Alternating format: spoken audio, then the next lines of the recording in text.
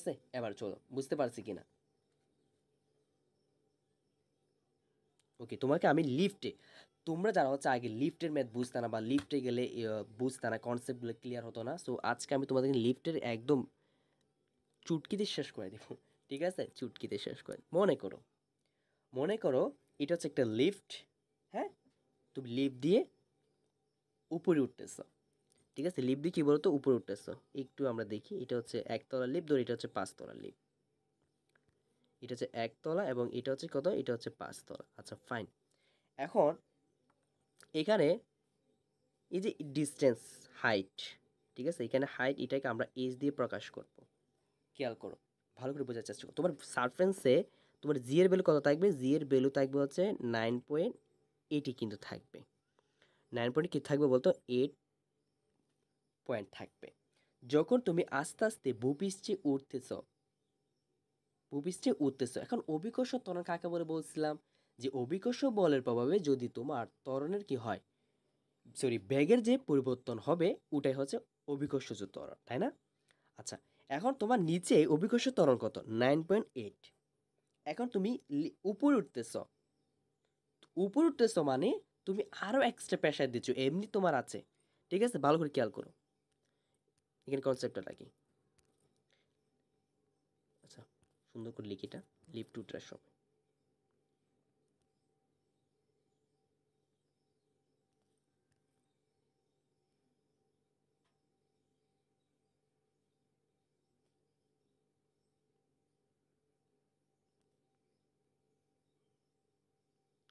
লিফটে উঠার সময়, ঠিক আছে,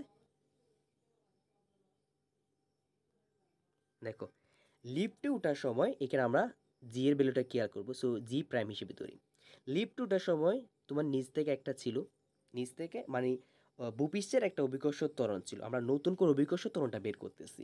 এটা আগে বোঝার চেষ্টা করো যে আমার যখন আমি লিফট উঠছি তখন আমার ত্বরণ কী ছিল? ত্বরণ 9.8।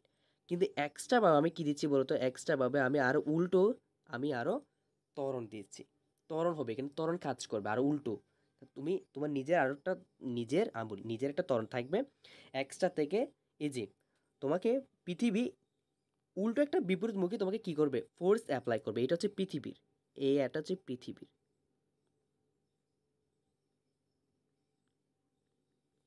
উল্টো এটা বিপরীতমুখী। ঠিক আছে, তোমার নিজের একটা আছে, উল্টো পৃথিবী তোমাকে একটা দেয়।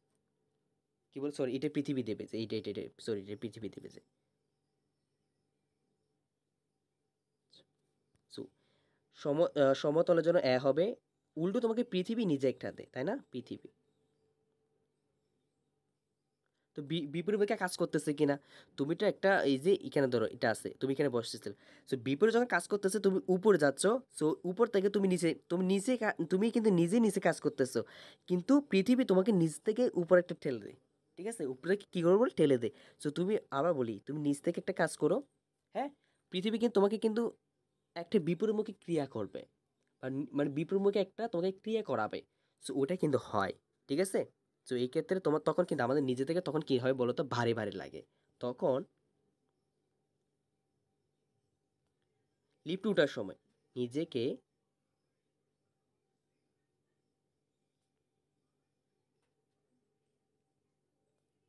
ভারী অনুভব হবে।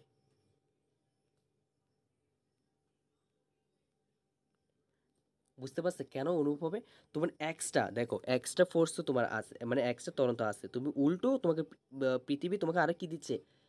এক্সট্রা ফোর্স দিচ্ছে। ঠিক আছে, তোমার ওজনের চেয়ে, হ্যাঁ, তোমার ওজনের চেয়ে আরো অতিরিক্ত কি দেয়?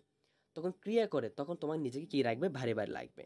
তাহলে চলো আমরা আমরা আর আবার চলো লিফটে নামার সময়, লিফটে কি বলো? নামার সময়।